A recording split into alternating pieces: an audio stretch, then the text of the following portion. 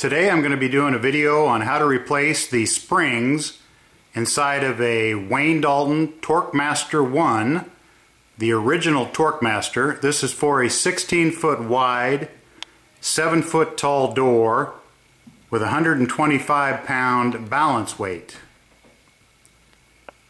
I've already got the rod down. I'll show you a picture here of what it looked like to begin with. This is a double spring unit. Has a spring on the left and the right. Here shows the broken spring that was on the right. Over here is the broken spring that was on the left.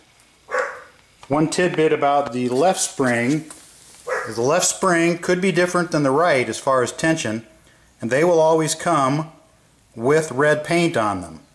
If you only have a single spring door, you will not have a left-hand spring. There'll just be this little stub sticking in the tube, and the spring will only be on the right.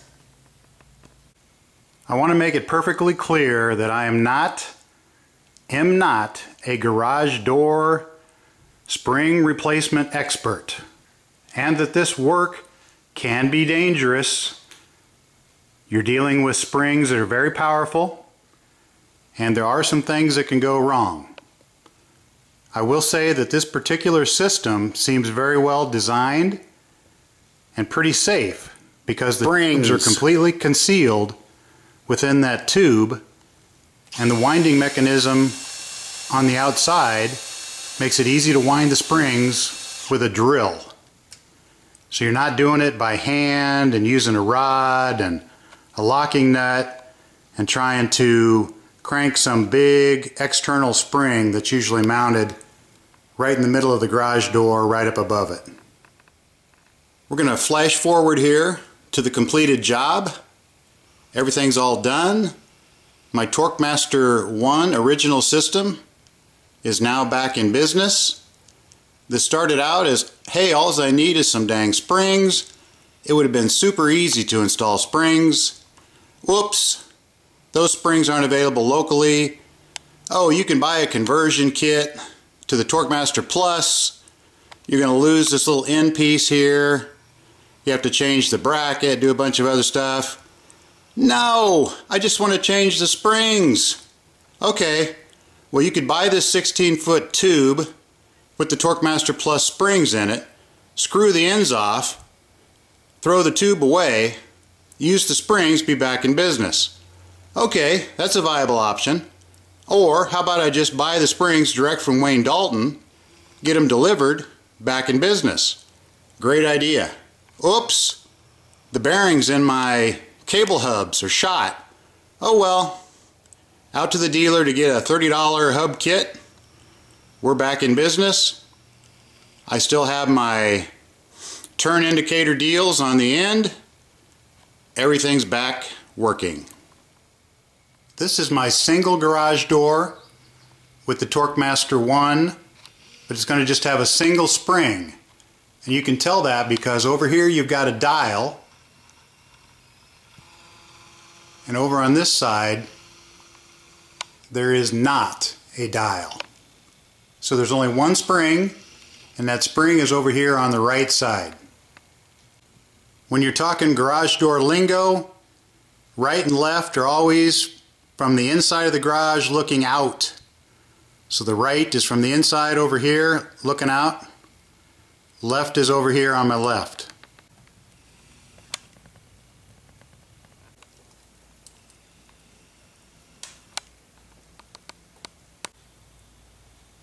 You're going to want to remove the pin here so that this thing will swing out of the way, so that when you take down this 16-foot long tube, you don't have to fight trying to get it around this lift handle here.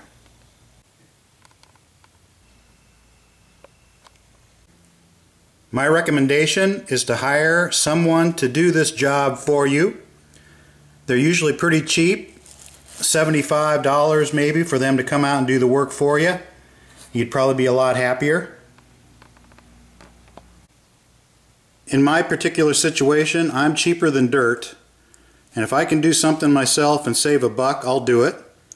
I like fixing stuff and I like figuring things out, so I'll take the time to try and save a buck. The TorqueMaster 1 or the TorqueMaster Original and the TorqueMaster Plus, sometimes called TorqueMaster 2, are pretty similar. The main differences are the spring ends are different. TorqueMaster 1 has these splines in there, looks like this. The TorqueMaster Plus has a different looking end on the spring. You'll find that the spring is actually identical between TorqueMaster 1 and TorqueMaster 2. The only difference is what kind of an end they screw on here. So a tidbit is that you can actually buy springs for the TorqueMaster Plus with the right weight range, and you can screw these ends off the springs.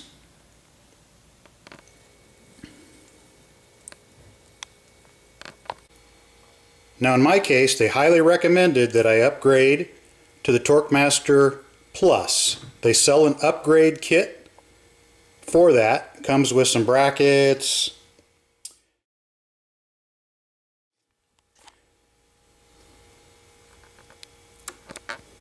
the upgrade kit would come with some new cable drum winding hubs and whatever you need to make that conversion. In my case, I'm trying to save a buck, so I ordered these replacement springs directly from Wayne Dalton Parts Online, and they come with the proper ends on them. And I think, what were these? I think it was $114 to get these shipped right to my house. When I went to the local dealer of the TorqueMaster, they said, oh, we don't carry those TorqueMaster 1 springs anymore. We could order them for you, but you know, it's like 10 days out or something. They said, or you can just buy this new 16-foot long tube for the TorqueMaster Plus, rip the springs out of it, throw the tube away, and then screw these ends off of your old springs, screw the ends off of your new springs and swap them. They also mentioned that swapping those spring ends is more than the average guy might want to do. But after I figured out how to do it, it's really not that big of a deal. If you note, this big long tube is not perfectly round. It's more like a teardrop, and that teardrop is there when you slide one of these ends of the spring in there. That keeps it from turning. There's also a plastic tube. The spring is inside of a plastic tube inside of this metal tube. That's primarily for noise control, noise dampening. You don't really need this plastic tube. You'll find that this plastic tube, that end over there, the far end, will not slide through that tube. So you'll have to pull that spring all the way out with this plastic tube attached to it. And then when you go to put your new spring back in, you'll have to put the spring in from the far end, slide it through, and then take this back end and shove it in there first. If you're working with an existing door, hopefully you can find this label. And on this label is a lot of important information. And that's the most important thing right there, is the balance weight. When you go to order it, you got to know that. If you don't know that, you're completely out of luck. If you don't know the balance weight, they tell you can take a bathroom scale, lift your door up, maybe put a couple 2x4s on the scale to simulate some feet, set that door down on the bathroom scale and see about how much it weighs. That'll get you pretty close. In the installation instructions, they're going to go through a lot of stuff to tell you how to adjust those spring turns to the point where you can basically come down here with a couple fingers and make your door go up, and make sure that when you push your door down, it doesn't want to spring back up. That's extremely important if you don't have an automatic garage door opener. It's a little less important if you have a garage door opener, because that garage door opener is going to overcome a few pounds one way or the other and force that door open, or definitely force that door closed. Now I know some of you are going to be disappointed that This guy started and he's already got the thing torn apart. Yep, I agree with you. I didn't plan on making a video because I found a great video online. There's tons of videos out there on this one website, and there's one video I'll show you here how to find it. It does a great job of showing you how to change the springs. It's for a TorqueMaster 1. It's for a single spring unit, where this is a double spring unit. So I'm just going to kind of show some highlights here on some of the differences between single spring and double spring, and then maybe a few little tidbits that I've learned to kind of fill in some of the blanks. But definitely watch that video online and it'll tell you everything you need to know about tearing this thing apart. There's also great step-by-step instructions that are available online, and they come with the springs and things like that.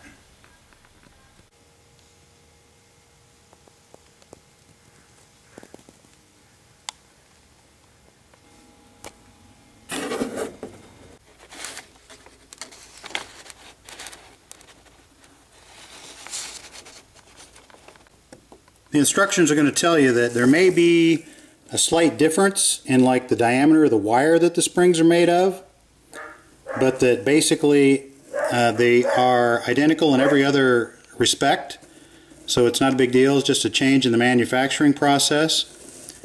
And they might tell you that some of the old springs had an inner rod, but the new design of their springs does not require the inner rod anymore.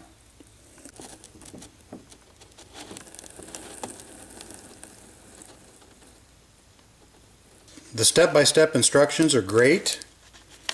They're eventually going to tell you here's how many turns you need to tighten things depending on the height of your door. But they're highly detailed instructions.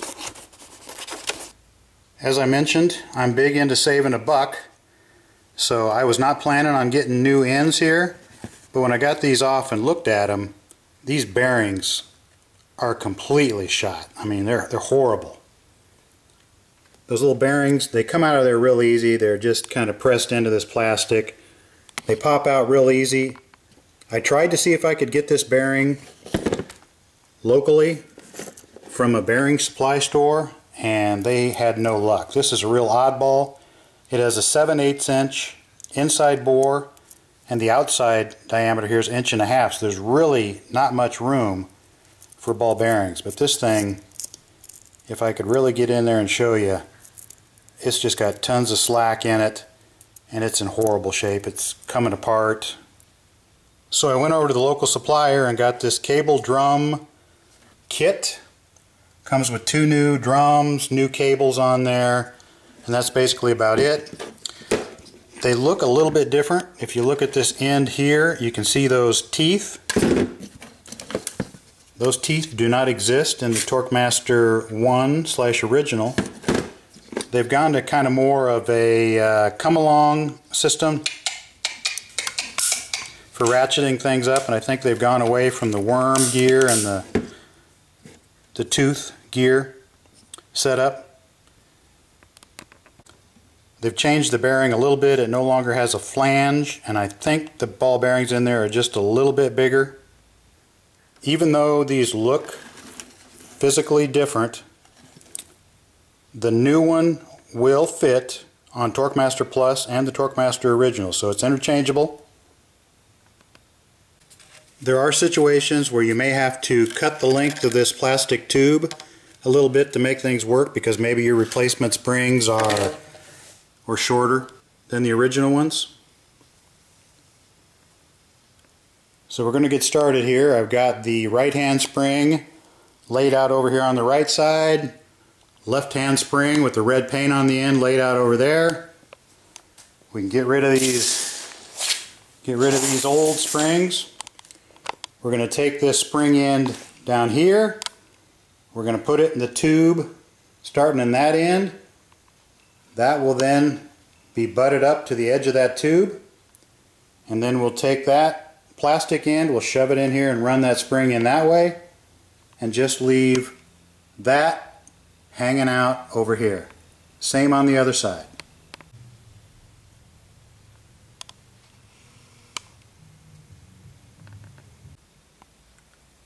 When I took these apart, I had a pretty easy time getting those plastic tubes out of that metal tube, but I guess it can be kind of difficult at times to get them out of there.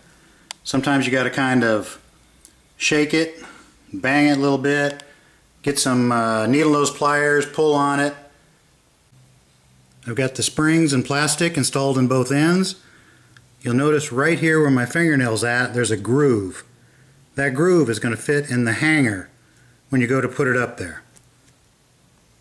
When I started, that tab on the upper right was bent straight out. That kept the tube from popping straight up. You bend that out of the way. When you're done, you bend that back.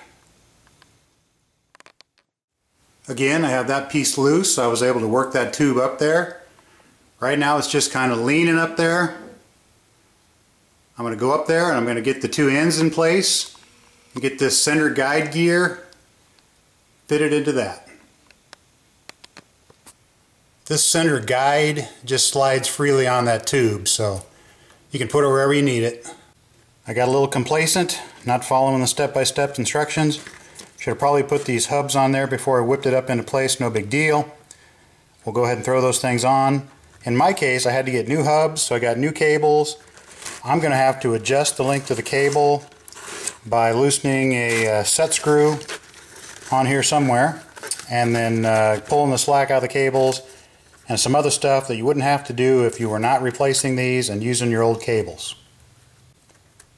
These cable hubs do have a right and a left, which is clearly indicated.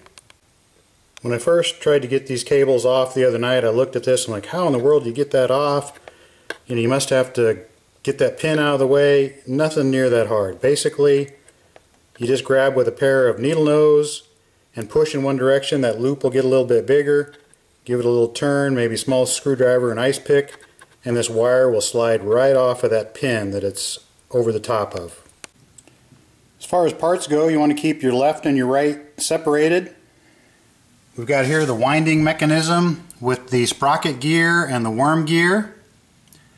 We've got the two lag bolts, little dial spring indicator, and then there's a little Phillips set screw that's going to lock this piece right here to the mounting bracket. The way the TorqueMaster 1 system works, this piece here stays in place all the time, and along with this wheel here that counts the number of turns on the spring. With the TorqueMaster Plus, I think they've done away with this and they have kind of a ratcheting system that grabs those teeth on the new cable hubs, and then you either buy a device that's basically like this with that dial on it that you put on there, wind the spring to where you want it, and then you take it back off, or you basically mark a little spot on the shaft and then you put a wrench or an Allen screw or something, Allen socket or something, in the shaft and you turn it. Again, it's kind of ratcheting, click, click, click, like a come along, and you turn it the right number of turns, manually counting it, and then you're done. I don't like that. I think this was a pretty cool feature that they just had this right with it. And that's one of the reasons why I didn't really want to upgrade to the TorqueMaster Plus, because in some ways I thought I was going backwards in features. They recommend that you grease this worm gear and sprocket. The kit would come with some of that grease. I didn't get any. They mentioned in the instructions if you need more, you can use Duralube to put on here, but that's like 14 bucks at your auto parts store, so we're going to come up with some different kind of oil to put on here. I'm not going to say what kind because I'm just going to do whatever I want to do. You can follow the instructions and use Duralube. Shh! Don't tell anyone. I'm using plumber's grease. This is your end for the right side. It's got the worm gear and the tooth gear in it. This bolt here, you tighten this up once you've got it wound where you need it. You loosen this, and then that allows you to put a socket on here. you can turn this worm gear. The worm gear will turn this sprocket and wind your spring. The interesting thing about a worm gear is that this threaded worm gear can turn this sprocket, but no matter how hard you turn this sprocket, you'll not be able to turn this worm gear. So that's kind of your locking mechanism for the TorqueMaster 1 to keep that spring from unwinding, is just this basic dynamics of a worm gear. You want to get that Phillips head locking screw in that hole before you put this end cap on and before you put that bottom lag bolt on. You can see that in the TorqueMaster 1, these new saw teeth on the cable hubs serve no function. They're just going to sit there and spin and not engage. Everything's done with this worm gear and the tooth gear inside of this assembly here. So we'll get that screwed down there, and then we got to put on the little dial indicator on the end, and this side will be done.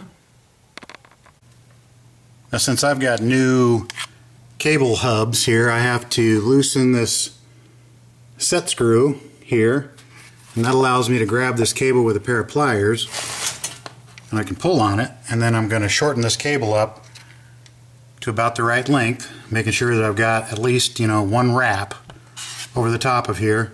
Eventually tighten that set screw down, and eventually cut this cable to remove all this excess. So it comes for an 8-foot door. Once you get it adjusted right, you can snip it off here. I can't quite explain how I got that to 0. Well, you slide that one gear on there with that missing tooth forward lined up with that notch. Then slip that little black piece into the end of the rod. And then we'll slip the cap over the end and line the 0 up with that line there. Then for whatever it's worth, this little plastic cap pops in the end of that black dial.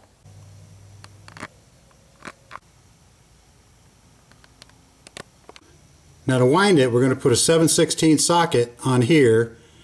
Use a drill, not an impact gun, turning it slow speed, a high torque drill. You're going to want to have this locking nut loose in the back so that this bolt can spin easily and turn that worm gear that's going to drive that, that sprocket in there and wind that spring up. And you should see this dial here count. My particular door, I'm going to turn until I get to 16 on here. On this drill, I've got two choices for speed. This is slow.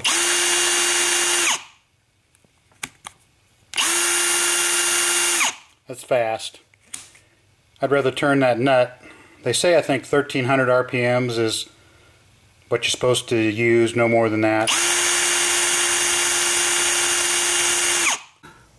They say when you're first starting out, you kind of want to, I think, apply a little bit of pressure here as you're running your drill in.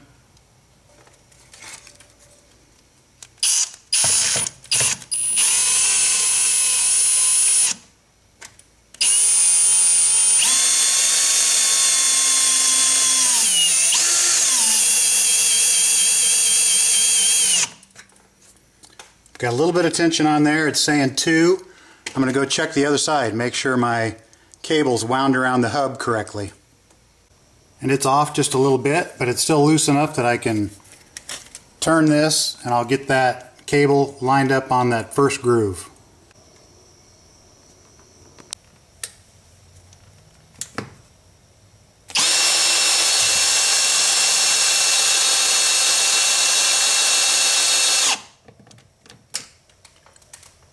Okay, I'm at 16. That's where I was before. So in theory, this door should be ready to lift. We've got some tension on that cable, that's for sure. Okay, we've got them both to 16 like they were before, so we're going to put our fingers under here. See if we can lift the door. Takes a little energy to do that. And if I put my hand under there and stand up, no problem. Wants to close. Like I said earlier, if you've got an electric garage door opener, it's going to overcome any minor weight problem you've got and be fine. Again, eventually we're going to want to bend that tab over on that center guide. Got a minor problem with my cable. Somehow it got inside of here, so I'm going to have to somehow loosen it, or hopefully I can just grab it, pull it up and around, bend this thing out. I don't know, but little problem you could look out for so it doesn't happen to you. I was able to get a pair of vice grips around that cable, and with the door up and some of the spring pressure off, I was able to get enough slack to pull it up and around that stupid metal piece. Now I'll bend that back in. Alright, here's the sound of saving money.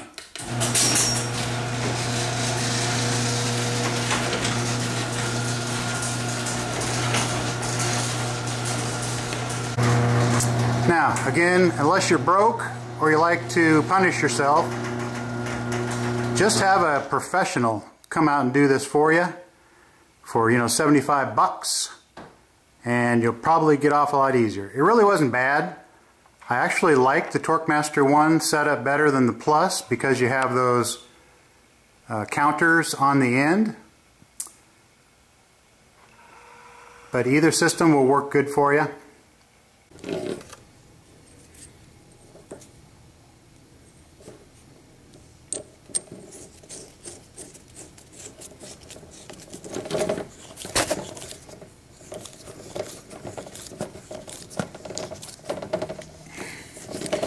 You're going to have to finish that up in a vise until you get that in there to bottom out on the stop right there. So most of the way by hand, and then go ahead and gently put this in a vise, and then grab yourself some vice grips and come on around here and get that thing completely tight. Or vice versa, if you can get the spring in the vise and gently get some vice grips on here, maybe with some duct tape or something, and get those tight.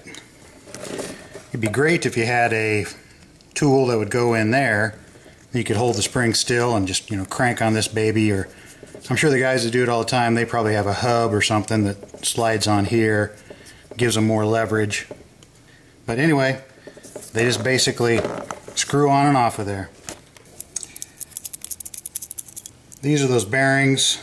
This one's completely shot. It's come apart here on the back too, but there's a ton of slack in here. Little bitty ball bearings in there, but this thing is just really bad. The non-technical term for this is roached. This is the spring end from the left side, and right in here you can see some of the damage done by a failed bearing in that cable drum assembly. There are numbers on these, so you can tell it's left-handed or right-handed. But right there's some rubbing where that bearing was not turning. Then when you're all done, take a 7/16 wrench and socket and tighten up that lock nut so that there's no way that that worm gear can turn.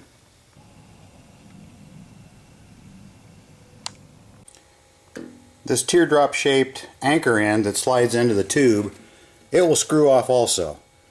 I don't know if that's necessary, probably not. Most likely the TorqueMaster Plus springs would come with the same physically sized plastic end.